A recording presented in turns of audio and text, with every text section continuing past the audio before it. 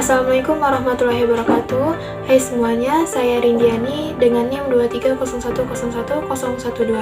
Jadi dalam video kali ini saya akan mereview mengenai sistematika penulisan proposal untuk memenuhi tugas mata kuliah Ustaz Ahmad Abdul Qiso MPD.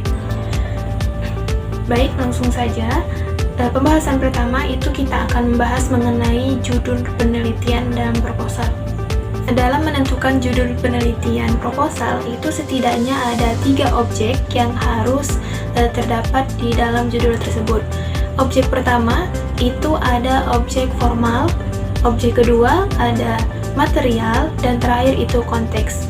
Nah, yang pertama itu ada objek formal. Nah, objek formal merupakan sudut pandang tentang penelitian yang akan kalian teliti. Contohnya seperti pengaruh, implementasi, analisis, dan urgensi dan lain-lainnya. Sedangkan objek kedua itu ada objek material, merupakan hal-hal yang akan kalian kaji. Yang selanjutnya konteks, yang merupakan tempat di mana kalian akan meneliti penelitian tersebut. Nah, yang terakhir itu ada konteks. Konteks merupakan di mana tempat penelitian yang akan dilakukan. Nah, selanjutnya kita akan membahas mengenai latar belakang. Di latar belakang setidaknya ada 7 komponen yang harus terdapat di sana. Yang pertama itu ada fenomena, yang kedua ada gap fenomena, ketiga ada masalah penelitian, keempat ada gap riset, kelima ada novelty atau kebaruan, keenam ada urgensi penelitian, dan terakhir ada fokus penelitian. Nah, pada poin pertama itu ada fenomena. Nah, komponen latar belakang yaitu fenomena itu membahas mengenai titik awal atau kejadian yang akan kalian teliti di lapangan. Bisa mengangkat dari hal-hal yang lagi booming, hal-hal yang lagi viral. Dan yang kedua ada gap fenomena. Nah, gap fenomena itu menunjukkan ketidaksesuaian ataupun kesenjangan antara yang harusnya terjadi dengan realitas. Selanjutnya itu ada masalah penelitian. Masalah penelitian merupakan fokus ataupun isu yang akan diuji ataupun dianalisis secara detail. Yang keempat itu ada gap riset. Nah, gap riset itu merupakan celah ataupun bagian-bagian yang belum dieksplorasi secara detail oleh penelitian-penelitian sebelumnya, baik dari teorinya, subjeknya, objeknya, metodologi, dan lain-lainnya. Nah, sedangkan komponen yang kelima itu ada novelty atau kebaruan. Nah, kebaruan di sini menunjukkan bahwasanya adanya unsur-unsur ataupun teori-teori baru yang didapatkan oleh penelitian terbaru, baik dari objeknya, subjeknya, temuan-temuan terbaru, teori, bahkan dan yang lain-lainnya. Sedangkan objek keenam itu ada urgensi penelitian. Pentingnya penelitian itu dilakukan secara detail yang akan ditulis di latar belakang. Komponen terakhir ada fokus penelitian yang menunjukkan apa yang menjadi fokus penelitian dalam proposal. Yang kedua itu ada identifikasi masalah. Nah, pada bagian ini seorang peneliti itu harus menyampaikan masalah-masalah yang telah disampaikan pada bagian latar belakang, khususnya pada fenomena dan juga gap fenomena tadi. Diartikan juga identifikasi masalah itu merupakan langkah awal untuk mengenali dan juga mendefinisikan problem yang akan diteliti. Nah, di identifikasi masalah ini mencakup dengan poin-poin seperti contohnya kita akan membahas mengenai fokus ataupun batasan masalah. Nah, dalam hal ini dapat disimpulkan bahwasanya fokus ataupun batasan masalah merupakan upaya untuk membatasi ruang lingkup masalah sehingga tidak terlalu lebar dan tidak terlalu luas, sehingga penelitian ini lebih terfokus pada apa yang akan diteliti. Pembatasan ini meliputi yang pertama topik yang menjadi fokus pembahasan, kedua ada ruang lingkup kajian, dan ketiga ada objek kajian. Pembatasan ini selanjutnya kita akan membahas mengenai rumusan masalah. Nah, rumusan masalah itu merupakan titik sentral dalam suatu penelitian yang berisi tentang pertanyaan-pertanyaan yang terkait dengan teori dan juga fakta yang ada di lapangan.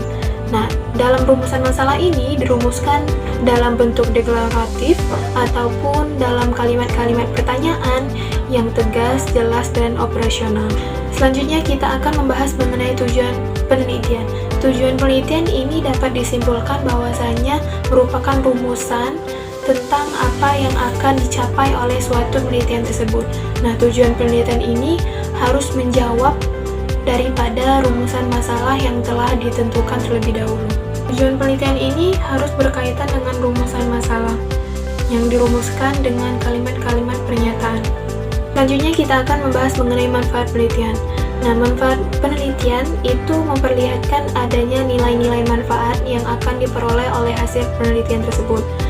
Nah, manfaat penelitian ini juga ada dua jenis. Yang pertama itu manfaat teoritis dan juga ada manfaat praktis. Nah, yang pertama itu ada manfaat teoritis. Nah, manfaat teoritis ini manfaat yang dirasakan langsung oleh ilmu pengetahuan ataupun pengembangan ilmu pengetahuan.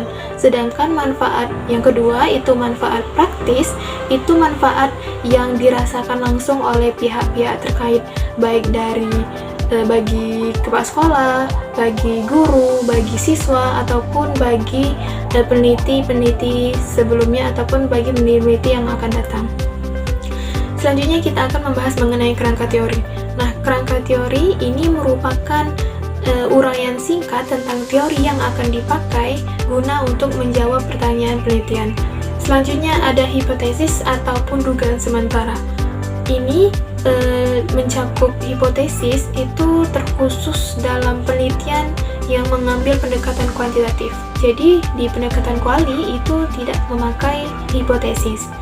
Nah, hipotesis di sini merupakan dugaan sementara. Yang pertama dalam suatu penelitian, yang pertama itu ada hipotesis nol ataupun HO. Nah, HO ini dapat diartikan merupakan menyatakan tidak adanya hubungan ataupun tidak adanya pengaruh dari satu variabel ke variabel yang lainnya atau lebih. Nah, sedangkan yang kedua itu ada hipotesis alternatif ataupun HA. Nah, HA ini menyatakan itu adanya hubungan ataupun pengaruh antara dua variabel atau lebih. Nah, selanjutnya kita akan membahas mengenai tinjauan pustaka.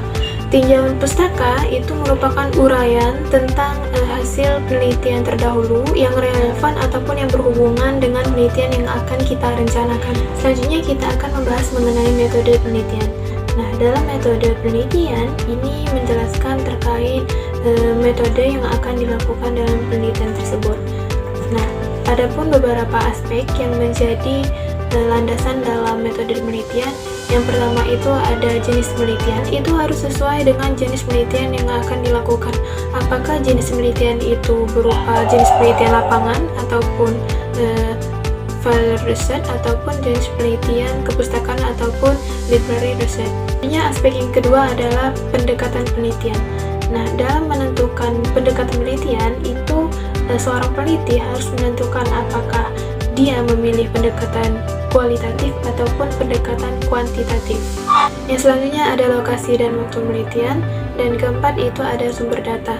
Nah, sumber data ini menjelaskan terkait sumber-sumber yang menjadi rujukan dalam penelitian. Sumber data secara umum itu terbagi menjadi dua macam. Yang pertama itu sumber data primer yang menjadi sumber utama dalam suatu penelitian tersebut, dan yang kedua ada sumber data sekunder yang menjadi pelengkap ataupun pendukung dalam penelitian tersebut. Sedangkan populasi dan sampel itu, yang pertama itu populasi, itu merupakan sekelompok orang utama yang menjadi objek penelitian. Nah, sedangkan sampel di sini merupakan perwakilan ataupun yang mewakili dari objek penelitian ataupun populasi. Selanjutnya teknik pengumpulan data. Nah, teknik pengumpulan data itu merupakan teknik ataupun hasil dari suatu penelitian tersebut. Nah, dalam pendekatan kuantitatif itu ada dua teknik pengumpulan data. Yang pertama itu angket ataupun tes. Bisa juga ditambahkan dengan observasi, wawancara, dan dokumentasi. Nah, sedangkan dalam penelitian kualitatif itu ada tiga teknik pengumpulan data. Yang pertama observasi, wawancara, dan juga dokumentasi. Sedangkan teknik pengumpulan data studi pustaka itu berupa dokumentasi. Selanjutnya itu definisi operasional variabel. Nah, pada bagian ini itu menjelaskan terkait masing-masing pada setiap variabel yang digunakan dalam suatu penelitian tersebut, dan juga menjelaskan secara rinci indikator dari masing-masing variabel tersebut. Selanjutnya yaitu teknik keabsahan data. teknik keabsahan data merupakan serangkaian metode ataupun pemeriksaan yang digunakan untuk membuktikan bahwa penelitian yang dilakukan itu benar-benar valid, kredibel, dan dapat dipertanggungjawabkan. Selanjutnya yaitu teknik analisis data. Nah, dalam penelitian kualitatif, itu teknik pengumpulan data menggunakan Miles and Huberman yang meliputi yang pertama regressi data, yang kedua penyajian data, dan ketiga itu verifikasi data. Sedangkan dalam penelitian kuantitatif, teknik analisis data itu menggunakan rumus product moment ataupun penelitian hubungan. Bisa juga dengan menggunakan rumus linear regresi sederhana, yaitu penelitian pengaruh dua variabel, dan juga bisa menggunakan rumus regresi linear berganda, yaitu penelitian pengaruh tiga variabel atau lebih. Selanjutnya yaitu sistematika pembahasan. Nah, sistematika pembahasan ini merupakan kerangka terstruktur yang menyajikan ataupun menyusun isi pelaporan ataupun isi penelitian dari awal sampai akhir, ataupun dari bab 1 sampai daftar pustaka. Terakhir itu ada daftar pustaka. Daftar pustaka itu merupakan sekumpulan sumber rujukan yang digunakan sebagai acuan dasar ataupun teori dalam suatu penyusunan penelitian.